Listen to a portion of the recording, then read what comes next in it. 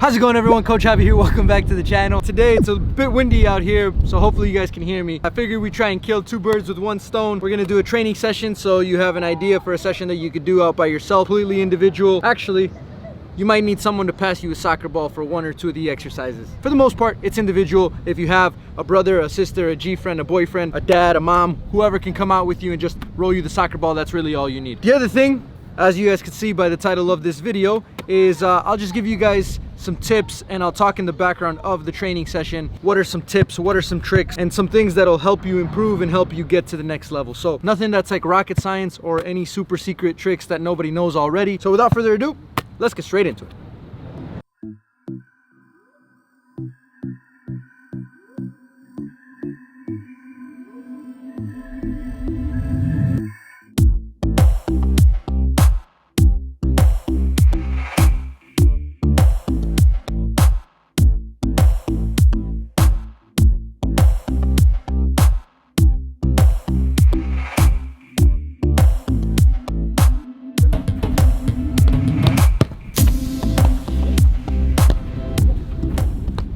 All right, so while we're going through this training session, I just wanted to sit down and talk to some of you guys, give you guys a little bit of advice.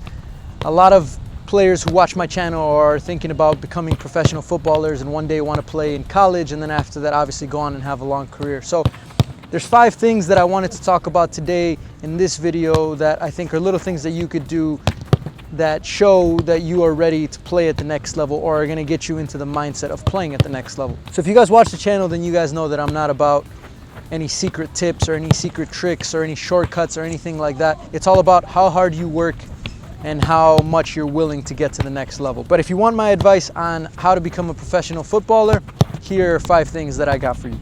The first one is make it a habit. One of the differences between Cristiano Ronaldo and an amateur player is that when he wakes up in the morning, he doesn't think about whether he should train or not. It's not a question for him whether he should go out and train and get better, or when it comes to nutrition, whether he should eat something that's healthy versus something that's like junk food. For him, he's built it in his system that it's become a habit to the point where it's no longer a question. So some of you guys wake up in the morning, you might be sore and you might be tired, and you think, should I go train today? Should I take the day off? That question in itself shows that you haven't made it into a habit. So like I said, players like Ronaldo and all the players at the professional level, it's almost like brushing your teeth in the morning.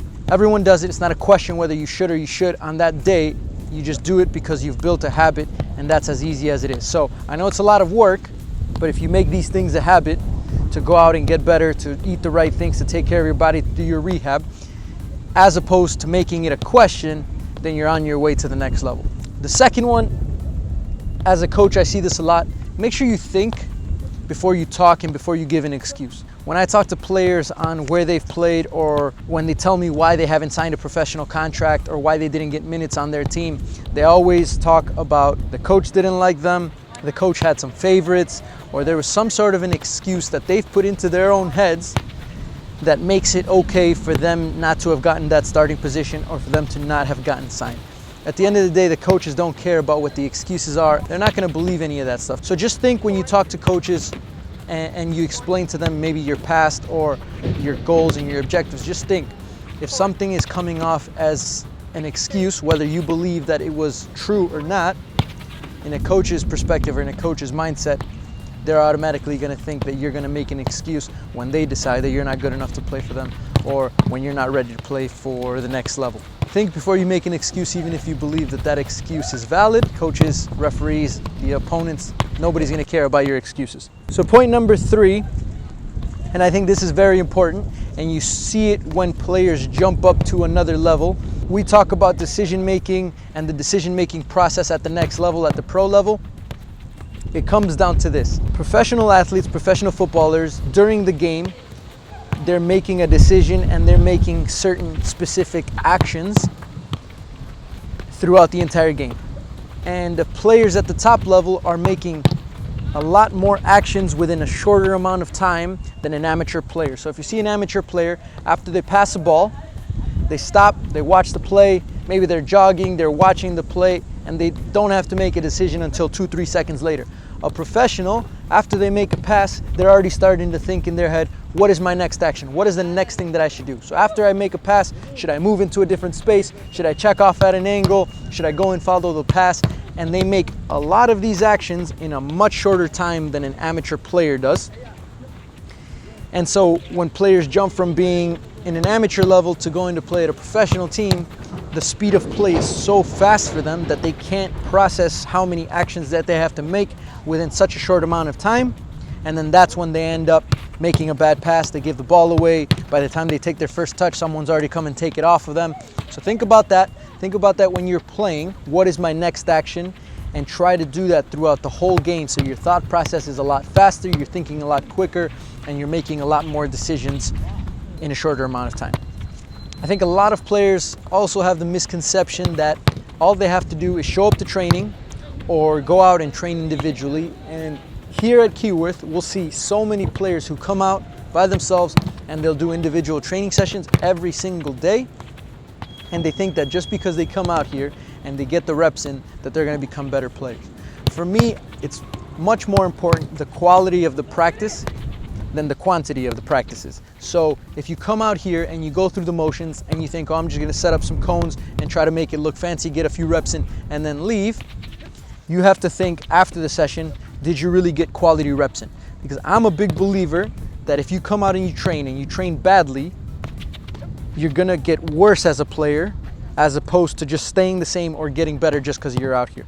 So if you have a good training session, then I think you're going to get a little better and a little better as you continue to have good training sessions. So if you think that all it takes is to come out here and do a training session and just repeat that every single day, I think you're wrong.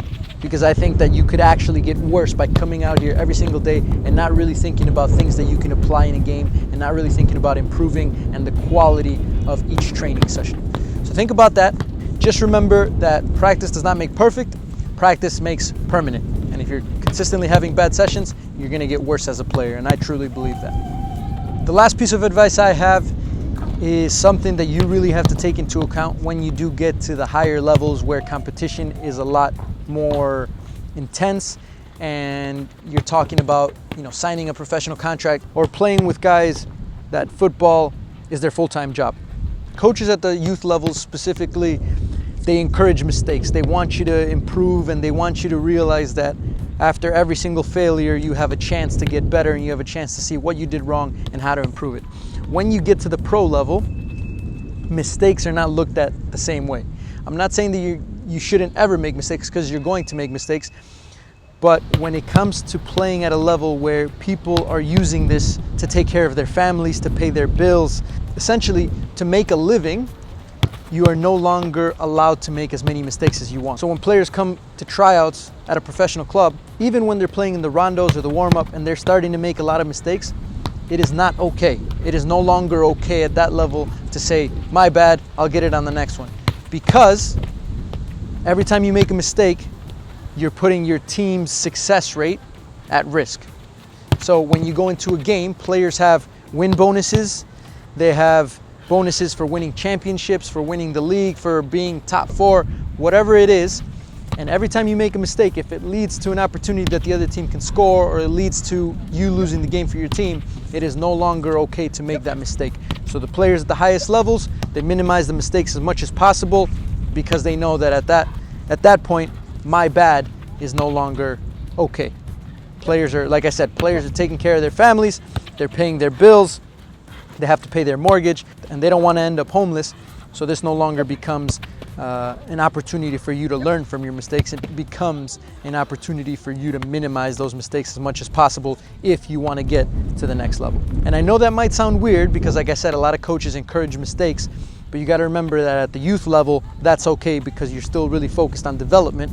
At the professional level, it's all about winning and it's all about success and it's all about, at the end of the day, earning a paycheck or doing what you can to earn that paycheck so that you can continue with your journey and you can continue on your path to remaining a professional footballer.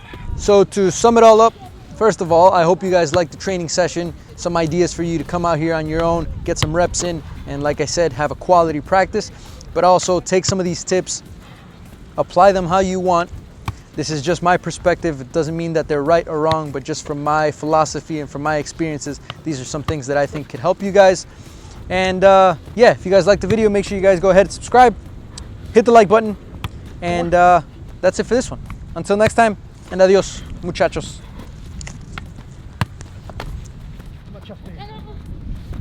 Right.